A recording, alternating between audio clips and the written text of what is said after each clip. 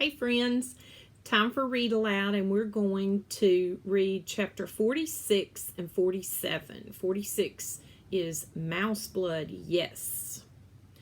Despero stood at the top of the dungeon stairs and peered into the darkness that waited for him below. Oh, he said, oh my. He had forgotten how dark the dark of the dungeon could be, and he had forgotten, too, its terrible smell, the stench of rats, the odor of suffering. But his heart was full of love for the princess, and his stomach was full of cooked soup. And Despero felt brave and strong, and so he began immediately and without despair the hard work of maneuvering the spool of thread down the narrow dungeon steps. Down, down, down went Despero, tilling and the spool of thread. Slowly, oh, so slowly they went, and the passage was dark, dark, dark. I will tell myself a story, said Despero. I'll make some light. Let's see. It will begin this way. Once upon a time, there was a mouse who was very, very small, exceptionally small, and there was a beautiful human princess whose name was P. And it so happened that this mouse was the one who was selected by fate to serve the princess, to honor her, and to save her from the darkness of the terrible dungeon. This story cheered up Despero considerably. His eyes became accustomed to the gloom, and he moved down the stairs more quickly, more surely, whispering to himself the tale of a devious rat and a fat servant girl and a beautiful princess and a brave mouse and some soup and a spool of red thread. It was a story, in fact, very similar to the one you're reading right now, and the telling of it gave Despero strength. He pushed the spool of thread with a great deal of gusto, and the thread, eager perhaps to begin its honorable task of aiding in the saving of a princess, leaped forward and away from the mouse and went down the dungeon stairs ahead of him. Without him. No, cried Despero. No, no, no. He broke into a trot, chasing the thread through the darkness. But the spool had a head start, and it was faster, and it flew down the dungeon stairs, leaving Despero far behind. When it came to the end of the stairs, it rolled and rolled until finally, lazily, it came to a stop right at the gnarled paw of a rat. "What have we here?" said the one-eared rat to the spool of thread. "I'll tell you what we have," said Botticelli Rimorso, answering his own question. "We have red thread." How delightful! Red thread means one thing to a rat. He put his nose up in the air and sniffed. He sniffed again. "I smell." Could it be? Yes, most definitely it is. Soup. How strange. He sniffed some more, and I smell tears. Human tears. Delightful. And I also detect the smell. He put his nose high into the air and took a big whiff of flour and oil. Oh my, what a cornucopia of scents. But below it all, what do I smell? The blood of a mouse, mistakably. Mouse blood, yes. Ha ha ha. Exactly, mouse. Botticelli looked down at the spool of thread and smiled. He gave it a gentle push with one paw. Red thread. Yes, exactly. Just what you think. That life in the dungeon, just when you think that life in the dungeon cannot get any better, a mouse arrives. Chapter 47. No choice.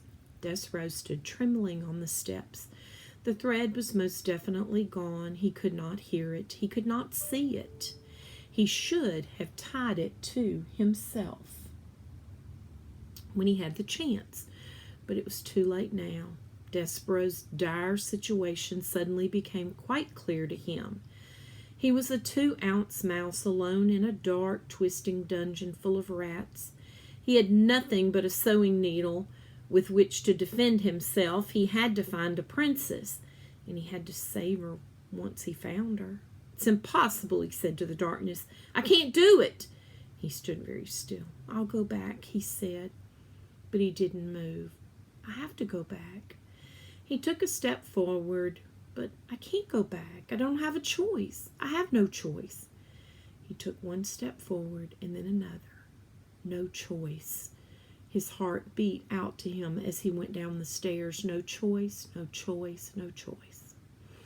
At the bottom of the stairs, the rat Botticelli sat waiting, and when Despereaux stepped from the last stair onto the dungeon floor, Botticelli called out to him as if he were a long-lost friend. "Ah," said Botticelli, "there you are, exactly.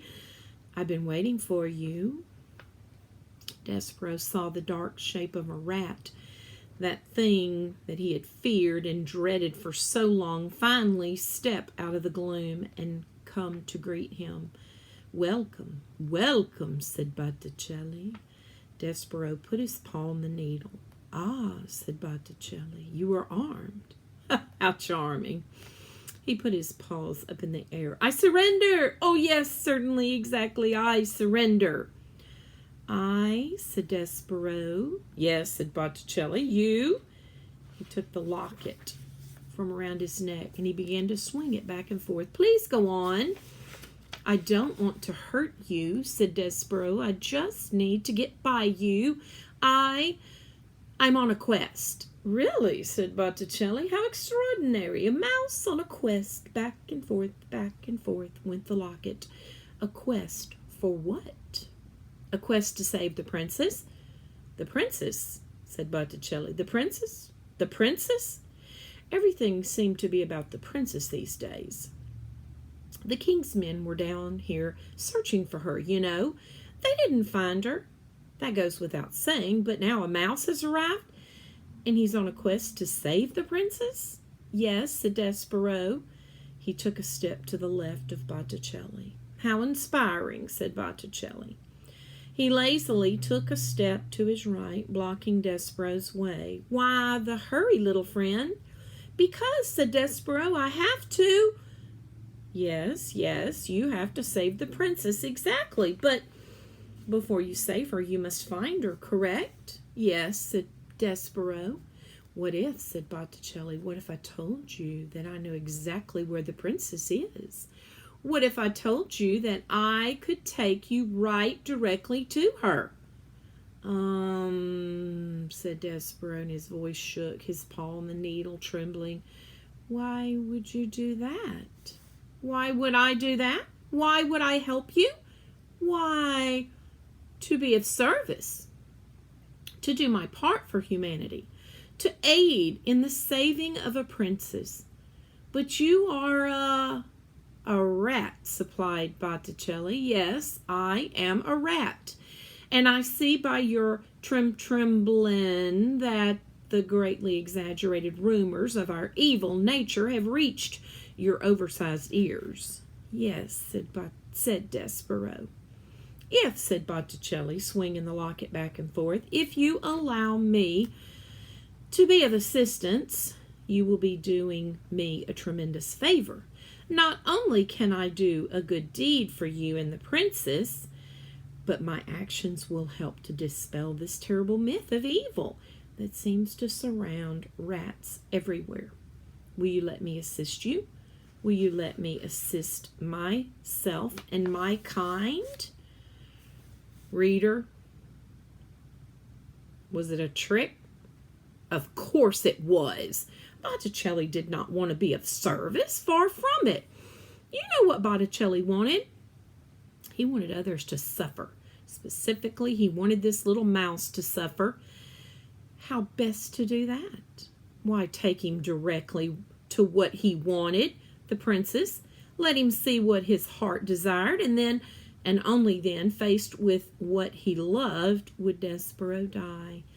And at the end of it all, how tasty the mouse would be, seasoned with hope and tears and flour and oil and thwarted love. My name, little friend, is Botticelli Rimorso, and you may trust me You must trust me. Will you tell me your name? Despero. Despero Tilling. Despero Tilling, take your paw from your weapon and come with me. Despero stared at him. Come on, let's go. Let go of your needle. Take hold of my tail. I will lead you to your princess, I promise. What, reader, in your experience, is the promise of a rat worth? That's right. 0, zip, nada, goose eggs. But I must ask you this question too. What else was there for Despero to hold on to? You're right again, nothing. And so the mouse reached out and he took a hold of the rat's tail. And we'll stop